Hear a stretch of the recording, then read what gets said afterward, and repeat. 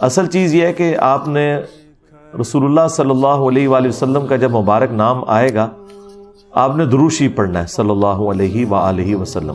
ایک مجلس میں ایک دفعہ دروشی پڑھنا ضروری ہے. تو وہ آپ کا کام ہے، وہ آپ کریں.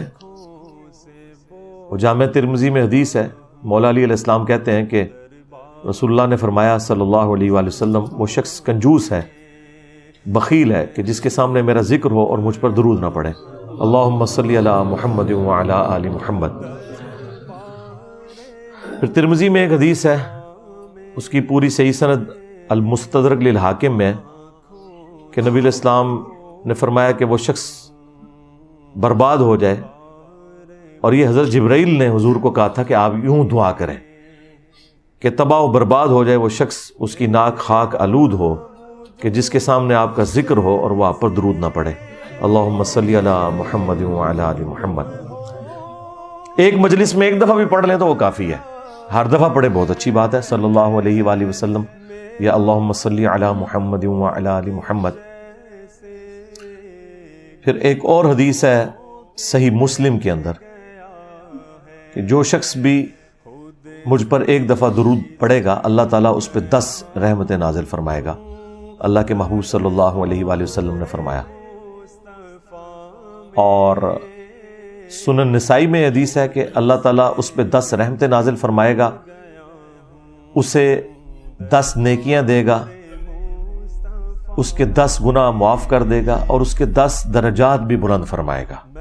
یعنی یہ آپ دیکھیں کس لیول کا پروٹوکول ہے. پھر سنن نسائی میں ایک اور حدیث ہے کہ جو مجھ پر 10 دفعہ دروشی پڑھتا ہے اللہ تعالیٰ اس پہ 10 دفعہ رحمتیں نازل فرماتا ہے، اور جو مجھ پر 10 دفعہ سلام عرض کرے گا اللہ تعالیٰ اس پر 10 دفعہ سلامتی بھیجتا ہے. سنن نسائی میں ایک اور حدیث ہے کہ زمین میں کچھ فرشتے سیاحت کرتے ہیں اور میرے امتیوں کا سلام مجھ تک پہنچاتے ہیں. بخاری اور مسلم دونوں میں حدیث موجود ہے کہ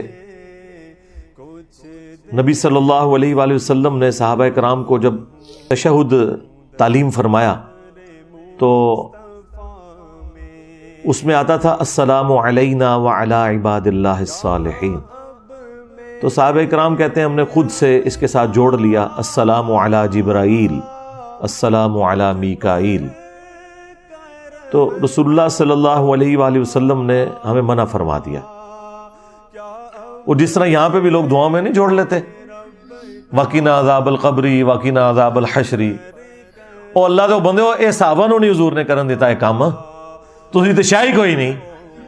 ہاں آپ فرمائے یہ کیوں ساتھ تم پڑھ رہے ہو السلام علی جبرائیل، جب تم نے یہ پڑھ لیا السلام علینا وعلی عباد اللہ الصالحین، اور اس سے بھی پہلے السلام علیک ایھا النبی ورحمۃ اللہ وبرکاتہ، تو زمین و آسمان میں ہر نیک بندے تک اللہ تمہارا سلام خود پہنچا دے گا. تو لہٰذا کسی بندے کا نام لینے کی ضرورت نہیں ہے. جب ہم پڑھتے ہیں السلام علینا وعلی عباد اللہ الصالحین تو ہم اپنے لیے بھی سلامتی کی دعا کر رہے ہیں اور ہر نیک بندے کے لیے، خواہ وہ زندہ ہے مردہ ہے. تو نیک بندوں میں سب سے پہلے انبیاء، ان کے اہل البیت، ان کے صحابہ علیہم السلام ورضی اللہ عنہم اجمعین، سب تک ہمارا سلام پہنچ رہا ہے. تو نبی علیہ السلام نے اس طرح 7 چیزیں جوڑنے سے منع فرما دیا. بخاری مسلم میں ایک اور حدیث ہے، صحابہ نے کہا یا رسول اللہ آپ نے ہمیں سلام تو سکھا دیا ہے جو ہم نماز میں پڑھتے ہیں، السلام علیک ایھا النبی ورحمۃ اللہ وبرکاتہ. ہمیں آپ یہ بھی سکھائیں کہ ہم آپ پر اور آپ کے اہل البیت پر درود کس طرح پڑھیں. تو پھر نبی صلی اللہ علیہ وآلہ وسلم تھوڑی دیر خاموش رہے. صحابہ کہتے ہیں کہ ہم نے گمان کیا کہ کاش یہ بندہ اس طرح کے سوال نہ پوچھتا. آپ خاموش اس لیے ہوتے تھے کہ وحی کا انتظار کرتے تھے. آپ پہ پھر وحی نازل ہوئی اور پھر آپ نے کہا وہ سوال کرنے والا کدھر ہے؟ تو آپ نے فرمایا کہو اللہم صلی علی محمد وعلی آل محمد کما صلیت علی ابراہیم وعلی آل ابراہیم انک حمید مجید. اللہم بارک علی محمد وعلی آل محمد کما بارکت علی ابراہیم وعلی آل ابراہیم انک حمید مجید. اچھا، یہی حدیث جب سنن کبریٰ البیہقی میں اور صحیح ابن حبان میں آتی ہے نا، تو اس میں ساتھ یہ بھی الفاظ ہیں. اس سوال کرنے والے نے کہا کہ آپ ہمیں درود سکھائیں جو ہم اپنی نمازوں میں پڑھیں.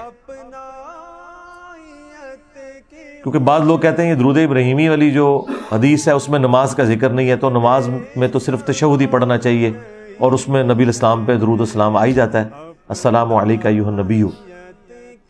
اگلے دن لائیو سیشن میں بھی کسی نے سوال کیا کہ کسی حدیث کے اندر یہ ذکر نہیں ہے کہ نماز میں یہ والا درود پڑھنا ہے.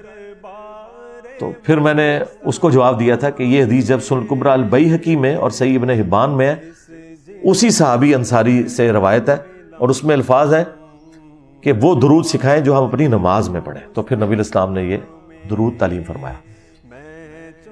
اس سے بھی بڑھ کر بخاری اور مسلم میں ایک اور حدیث ہے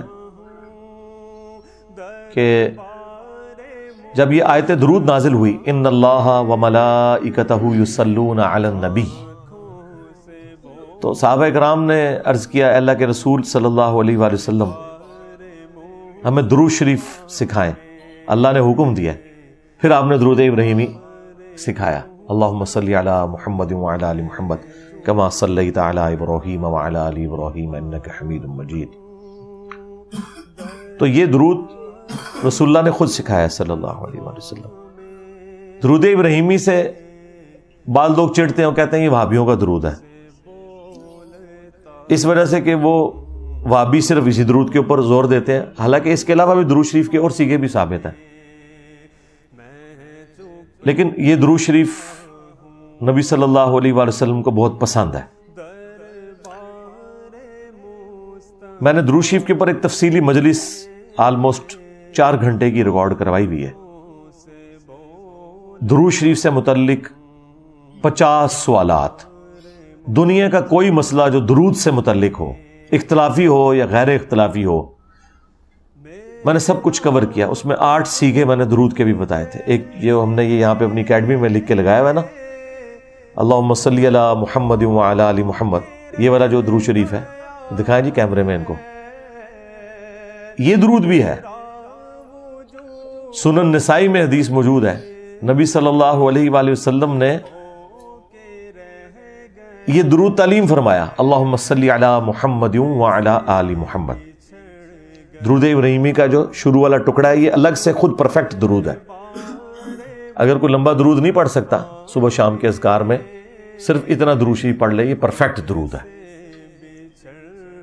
ابن ماجہ میں حدیث ہے، ایک صحابی کو نبی الاسلام نے وصیت کی تھی کہ مجھ پر درود کو لازم کر لو، اور خصوصاً اپنی دعاؤں کے اندر تم درود شریف پڑھا کرو، اللہم صلی علی محمد وعلی آل محمد.